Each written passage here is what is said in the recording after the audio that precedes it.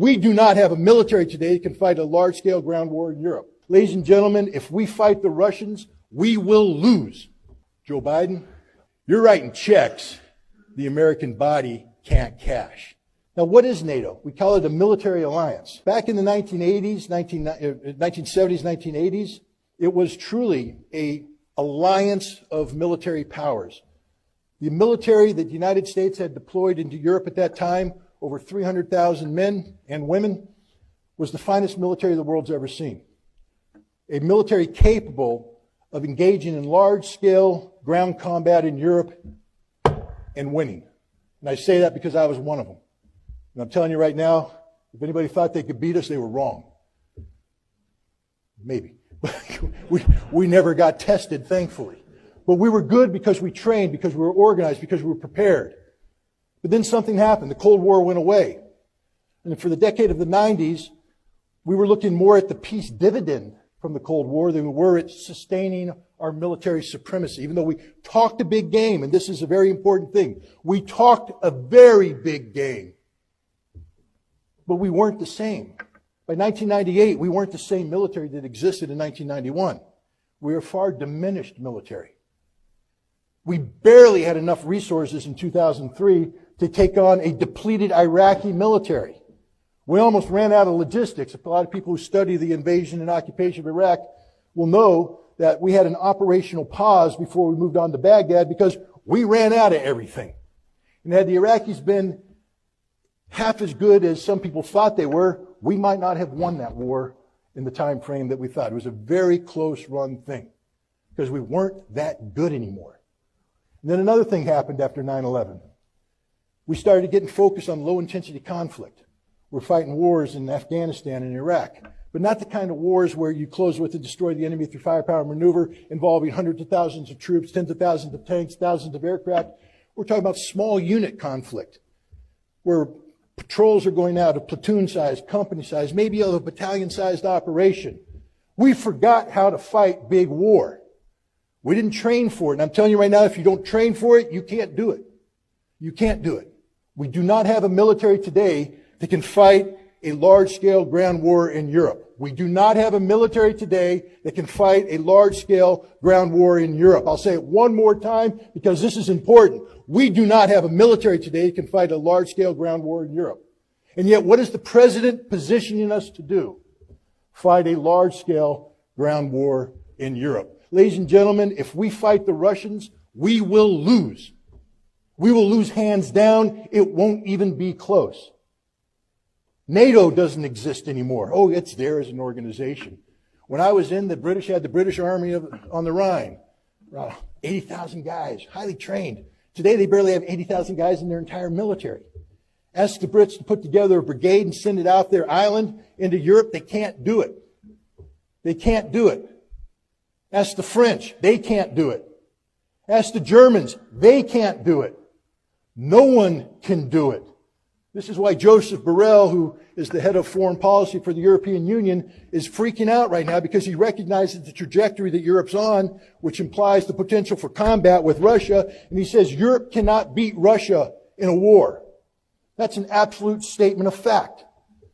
The Russians today are organized to fight large-scale ground combat in Europe. And when I say organized to fight, that means organized to win. How do we know this? Well, we see it right now, ladies and gentlemen. You can talk about the Ukrainians all you want. I'll tell you this. Not only were they one of the largest militaries in Europe, they were one of the best equipped militaries in Europe, one of the best trained militaries in Europe, one of the most competent militaries in Europe. This is the Ukrainian army I'm talking about. The Ukrainian army was capable of defeating, hands down, any army in NATO besides the United States. Maybe the Turks. But everybody else, Ukrainians would wax them. They're that good. And yet Russia is crushing them. Crushing them. That doesn't mean that Russia's not taking losses. Man, when you step into the ring with a heavyweight fighter, he's going to hit you. He's going to hit you hard, and if you're not careful, he's going to knock you out. And the Ukrainians are fully capable of delivering some heavy blows, and they have. The Russians aren't perfect. They have made mistakes, and they have paid a price. But the sign of a professional organization is your ability to adapt and overcome. And the Russians have adapted and they've overcome. Today, we have people saying the Russian army officers aren't that good, their army's not that good. The battalion commanders that the Russians have on the ground in Ukraine today are the finest battalion commanders the world has ever seen. These guys are doing miracles. America's battalion commanders would do well to study what these guys are doing. How you lead from the front, sustain combat operations for 100 days, and you get better, not worse. That's a sign of a professional. The Russians are winning, hands down, and they are going to win, hands down. There's nothing that can happen to stop this. Nothing. But there's a problem. We can make the cost for Russia very high. We make it so high that it actually becomes painful. And if we make it too high, then we have what we call a game-changing moment. And we're on the verge of reaching that. We're providing the Ukrainians with weapons that are not going to change the outcome of the war. They are not. But what it will do is kill Russians. And it will kill Russians in large numbers. And this will make it more difficult for Russia to win its victory in a reasonable time frame. It'll drag this conflict out. Now, Russia will win, but the price that will be paid by Russia will be very high, and the price paid by Ukraine will be even higher. If you care about the Ukrainian people, if you give a damn about humanity, then you'd want this war to be over today. Because all that's going to happen between now and the inevitable termination of this conflict is tens of thousands of Ukrainians are going to die. Ukrainian infrastructure will be destroyed. But that's not even the worst that can happen. The worst that can happen is when Russia decides that America has gone too far. You see, this is not a war that's being fought in Ukraine. It's a special military operation. And you should probably look into what that means. It means that Russia's carrying out pretty much a punitive police action to punish Ukraine for 8 years of violence inflicted on the Russian population of the Donbass.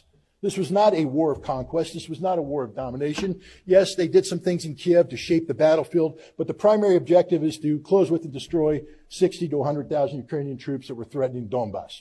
And the Russians are achieving that as we speak. But the price that they're paying is very high. And we're treating it as if it's a war. We have a defense secretary who has said that the purpose of the United States is basically to bleed Russia dry, to achieve a strategic victory by making the Russians pay such a heavy price that they are no longer able to threaten Europe. Well, if you're a Russian listening to that, what are you thinking? Okay.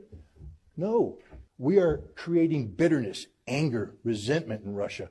And at some point, they're going to cross the line and they're going to fire missiles outside of Ukraine into American targets, into NATO targets. And now we're talking a real war, one that we won't win. Joe Biden, you're writing checks the American body can't cash.